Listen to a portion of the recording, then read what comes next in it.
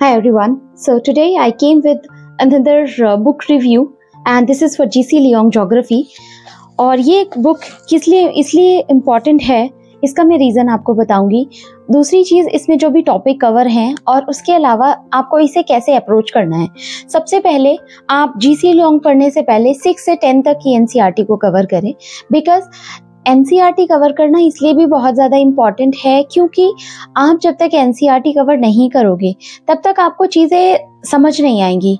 Because अगर आपने starting से आपको अर्थक्वेक का पता हो, टेक्टोनिक प्लेट्स का पता है और उसके अलावा जो भी लैंड फॉर्म्स हैं उसके बारे में पता है, फिजिकल एंड ह्यूमन ज्योग्राफी का पता है। बिकॉज 6th क्लास 7th और 8th क्लास की NCERT की जो सीरीज़ है मैं ऑलरेडी कवर कर चुकी हूँ। 9th and 10th की that is in progress, because मैं उसको कई बार कर चुकी हूँ, तो I am able to explain you very well. So आप वो प्लेलिस्ट भी देख सकते हो। बिकॉज व्हाट आई थिंक कि आपको रिसोर्सेज क्रंच नहीं फील होना चाहिए। बिकॉज NCERT हर कोई पढ़ सकता है, आप ग्रेजुएट हो तो उसको कवर करना बहुत ज़्यादा एक बहुत है वैसा टास्क नहीं है कि it is a tedious task, because it is not a tedious task. You can complete your NCERT 6 to 10th. That is very very simple and very easy going in a very simple language. After that you can refer to this book GC Leong. और जब आप ये book पढ़ोगे और उसके साथ 11th and 12th की NCERT cover करोगे ज्योग्राफी के लिए, सो वो चीज़ें आपको काफ़ी ज़्यादा इंपॉर्टेंट रोल प्ले करेंगी। इसमें जो 11th-12th की NCERT है that is physical geography and human geography, तो उसका और इसका compilation that is very very important. If I talk about the detailed chapter, so ये आप इसमें जो सबसे ज़्यादा इम्पॉर्टेंट पार्ट है पार्ट 1 से, सबसे पहले आपको ये चीज़ें पता होनी चाहिए। इंचेस, फीट्स, मीटर, मैं अपने जो चैनल में ये चीज़ें कवर करती रहती हूँ कि ये मीटर और ये आपको डिस्टेंस अच्छे से पता होनी चाहिए। उसके बाद solar system, that is very very important part. आपको सोलर सिस्टम 6th क्लास से ही पढ़ाया जाता है, so you can complete that solar system. Apart from this, summer solstice, winter solstice और उसके बीच का जो डिफरेंस है, सन सबसे ज़्यादा कौन सी पोजीशन पे सन पृथ्वी के सबसे पास होता है, कौन सी पोजीशन पे सन पृथ्वी के सबसे दूर होता है, तो ये चीजें आपको पता होनी चाहिए। Apart from this, standard time zones आपको पता होने चाहिए। सेकंड चैप्टर आता है earth crust. So crust, mental and core, इसमें आप बहुत सारे जो भी सेडिमेंट्री रॉक्स है, मेटामॉर्फिक रॉक्स है और उसके अलावा इग्नियस रॉक्स हैं, तो ये सारी चीज़ें आप इसमें कवर करोगे। अपार्ट फ्रॉम दिस, बिकॉज ये सारी चीज़ें 6th क्लास की NCERT में दी हुई हैं बहुत डिटेल में, और आपको पता चलेगा कि इग्नियस रॉक्स कैसे बनती है, मेटामॉर्फिक रॉक्स कैसे बनती है, सेडिमेंट्री रॉक्स कैसे बनती है। बिकॉज सेडिमेंट्री इज लाइक छोटे छोटे पार्टिकल्स कन्वर्ट होते हैं इग्नियस रॉक्स में भी, सो एक दूसरे का कन्वर्जन है, उससे ये रॉक्स का फॉर्मेशन होता है। ये चीज़ें आपको पता होनी चाहिए, कौन सी रॉक कहाँ पर है, स्ट्रक्चर्स, और उसके अलावा प्लेटूज हैं वो क्या है, प्लेट टेक्टोनिक्स का आपको पता होना चाहिए, प्लेन्स कैसे फॉर्म हो रहे हैं, उसके अलावा वॉल्केनोज, अर्थक्वेक्स, तो 3rd चैप्टर उसका दिया हुआ है, वॉल्केनिज्म एंड अर्थक्वेक क्या है, उसमें सीज्मिक वेव्स हैं, क्योंकि आपने देखा हो NCR या फिर अभी रिसेंटली नेपाल में अर्थक्वेक आया है, तो ये काफ़ी इंपॉर्टेंट हो जाता है। इसी से रिलेटेड जो भी आपके चारों तरफ हो रहा है वो ही आता है। सो एक सिंपल फिनोमेना है, जो पेपर जो अखबार में है वही वही आपके पेपर में है। तो ये एक सिंपल फिनोमेना है कि जो चीज़ें करंट में इवेंट होगा वही चीज़ें एग्जाम में आएंगी। करंट अफेयर इसीलिए बहुत ज़्यादा इंपॉर्टेंट रोल प्ले करता है। सो बिकॉज लास्ट टाइम का जो एग्जाम था उसमें एलिमिनेशन टेक्निक पूरी तरह से जो पहले होता था कि आपको एक क्वेश्चन में दो ऑप्शन में आप अगर श्योर हो तो C and D में या A and B में आप उसको निगेट कर सकते हो, but now this technique has been eliminated completely by the UPSC। और अभी क्या है, आपको शॉर्ट होना पड़ेगा, उसके बाद ही आप आंसर कर सकते हो। दूसरी चीज़ है weathering, mass movement and ground water, कैसे ग्राउंड वाटर रिचार्ज होता है, उसके अलावा मास मूवमेंट एक जगह से दूसरी जगह क्या है, उसके अलावा वेदरिंग, इरोजन, और उसके अलावा जैसे सॉइल क्रीपिंग है, एक जगह से लैंड फॉर्म्स कैसे बनती हैं, ये सारी चीज़ें हैं। वाटर टेबल क्या है, उसके बाद land forms made by running water, और बहुत सारी जितने भी रीजन हैं उसमें ऑक्सबो लेक्स वगैरह कैसे बनती हैं। कोर्स ऑफ रिवर्स, तो ये सारी चीज़ों का फिनोमेना दिया हुआ है इसमें। ऑक्सबो लेक क्या है, तो ये जब आपको पता चलेगा डेल्टा फॉर्मेशन कैसे होता है। तो ये चैप्टर 5 है। Why I am explaining this chapter by chapter, because इससे आपको पता चलेगा जब आप इसको बुक को देखोगे और ये एनसीईआरटी से आप इसको कवर करोगे तो आपके लिए बहुत इजी हो जाएगा। लैंड फॉर्म्स एंड ग्लेसिएशन, क्योंकि ग्लेसिएशन एक जो भी पहाड़ों पे वो बर्फ की चादर ढकी होती है, दैट इज ग्लेशियर्स। जब गर्मी आती है या फिर जैसे वेदर चेंज होता है उसी के हिसाब से मेल्टिंग होती है, उसके बाद नदियों में उसका जो वाटर लेवल है बढ़ जाता है। सो ये पूरा लैंड फॉर्म्स है। Arid and desert land forms कैसे बनते हैं, और जैसे बाढ़ चांद आपने देखे होंगे, तो ये सारी चीजें, विंड डिपोजिशंस, डेजर्ट फॉर्मेशन, तो ये चीजें आपको बहुत इजीली समझ आएंगी। तीसरी चीज इसमें है limestone and chalk land forms. ये चैप्टर इसलिए भी इंपॉर्टेंट है रिसोर्सेज के लिए। जैसे आपने देखा होगा कि मध्य प्रदेश, इंडिया के अगर कॉन्टेक्स्ट में हम बात करते हैं तो एमपी में सीमेंट इंडस्ट्री बहुत अच्छे से ग्रो हो रही है पहले से भी, क्योंकि वहाँ पे सबसे ज़्यादा एक तो फॉरेस्ट कवर बहुत ज़्यादा है। दूसरी चीज़ है कि वहाँ पे स्टोन वगैरह की जो आपने देखे होंगे कि क्वालिटी है वो भी काफ़ी ज़्यादा है। अपार्ट फ्रॉम दिस आपने देखा होगा प्रीवियसली देयर वाज ह्यूज जो माइंस थी वो उसके लिए थी, डायमंड वगैरह के लिए, कोल के लिए भी। तो इसीलिए ये बहुत ज़्यादा इम्पॉर्टेंट है कि आपके लिए ये चीज़ें पता चलेंगी। बहुत छोटा सा चैप्टर है ये। चैप्टर 9 है लेक्स। लेक्स भी बहुत ज़्यादा इंपॉर्टेंट रोल प्ले करती हैं। तो ये छोटे छोटे चैप्टर को मिलके, ताकि आपको ये फील ना हो कि आपने एनसीईआरटी, बिकॉज बिना एनसीईआरटी के ज्योग्राफी को समझना बहुत मुश्किल है, और ये थोड़ा स्टैंडर्ड लैंग्वेज में दी गई है, जीसी लियांग की जो लैंग्वेज है। तो जब आप इसको पढ़ोगे, जैसे कोस्टल लैंडफॉर्म्स है, अब आपने ये जो फिगर्स हैं, जब आप ये एनसीईआरटी से कवर कर लोगे, क्योंकि इसमें बहुत सिंपल टर्मिनोलॉजीज दी गई हैं, तो वो बहुत ही ईजी हो जाएगा। जैसे रिसेंटली मैंने एक न्यू चैप्टर अपलोड किया क्लास 8 एनसीईआरटी का, industry.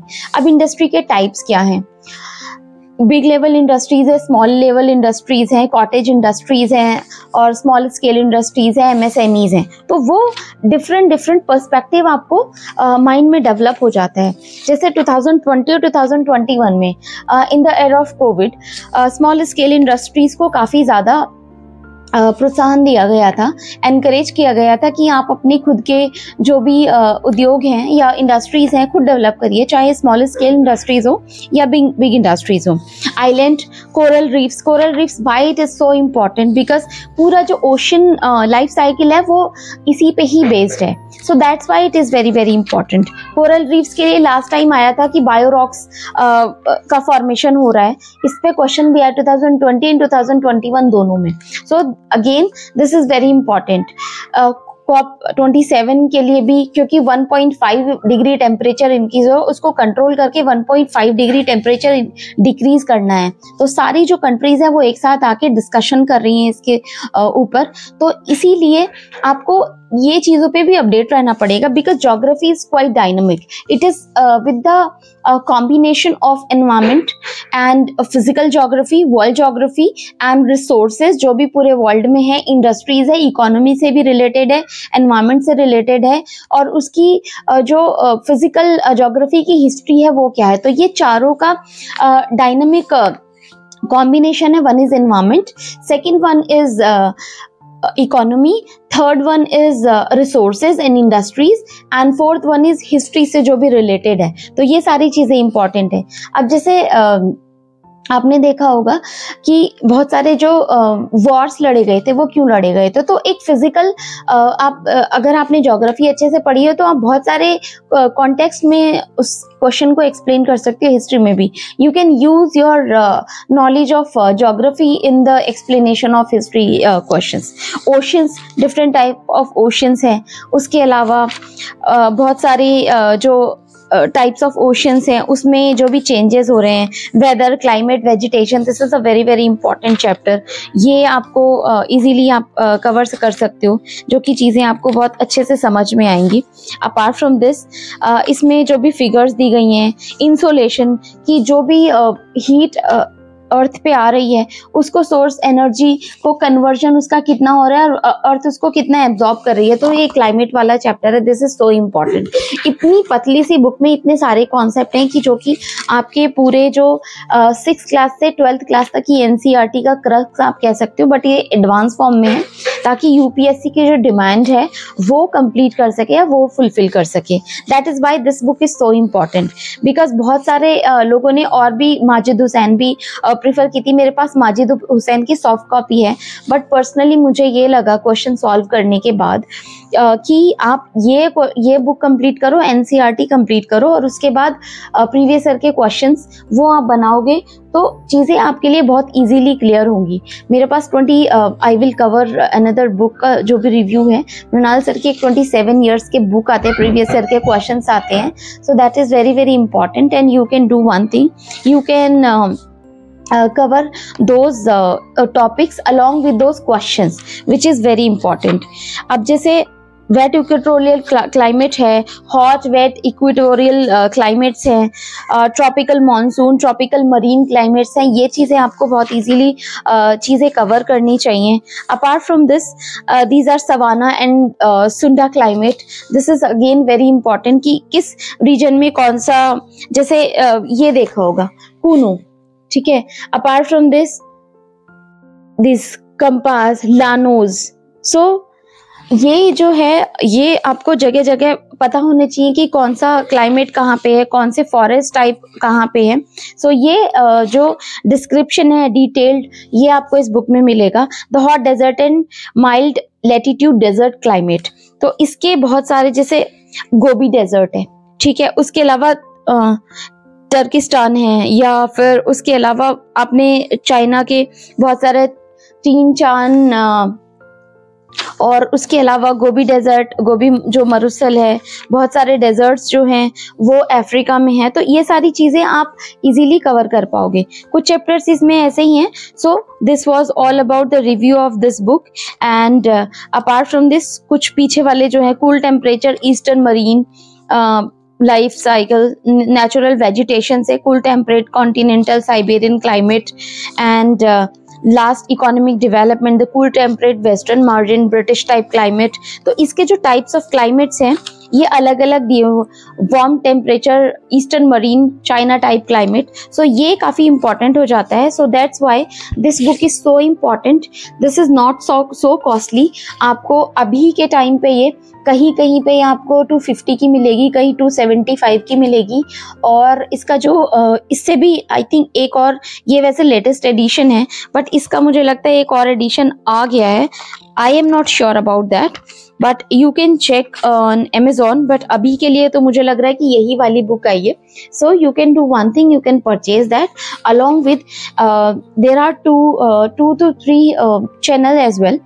You can refer my videos as well for NCERT and other geography lectures. Apart from this, you can go to Mrinal sir channel, वहाँ पे रतांजलि ma'am हैं, उनके videos को आप refer कर सकते हो। Apart from this study IQ में भी काफ़ी जीसी लियोंग को कवर करवा रहे हैं, तो वो भी आप कवर कर सकते हो, जो कि आपको इस प्रिपरेशन में हेल्प करेगा। बिकॉज आप एकदम से अगर किसी भी कोचिंग में जाके जंप करोगे, आपने NCERT भी कवर नहीं कर रखी, तो आप पूरा साल हसल पसल में रहोगे। एक साल जो मुझे लगा इस प्रिपरेशन की जर्नी में, बिकॉज मैंने पूरा खुद से स्टडी किया, सारी जो भी NCERTs थी उसको कैसे करना है, बहुत सारी वीडियोस देखी, उसके बाद मैं शायद आपको बता पा रही हूँ कि आपको ये ना सोच के कि आप कोचिंग कर रहे हो नहीं कर रहे हो, बट आपको चीज़ें स्टेप लो आगे बढ़ के और उसको प्रिपेयर करने की कोशिश करो। So this is my input from your like for this preparation and this is the book where आपको 27 ईयर्स के क्वेश्चन मिल जाएंगे इस बुक में से। मेरे पास ये थोड़ी पहले की बुक है कि जिसमें कि 2090 तक के क्वेश्चंस हैं, बट अभी के लिए मैंने जो है ज्योग्राफी की एक और बुक ली है, दैट इज घटना चक्र। तो उसमें भी सारे क्वेश्चंस अवेलेबल हैं, तो आप घटना चक्र भी ले सकते हो। And this book is really very nice because ये चैप्टर वाइज इसमें बाइफर्केशन दिया हुआ है। So I hope you like the video and I'm adding the value in your preparation as well. So comment करिएगा अगर कोई भी डाउट होता है या फिर कुछ भी आपका इनपुट होगा, so that I can help you out in other ways as well. Till then I will come with another video with another review and few more lectures which is very helpful in your preparation as well. Till then, thank you so much. Bye bye.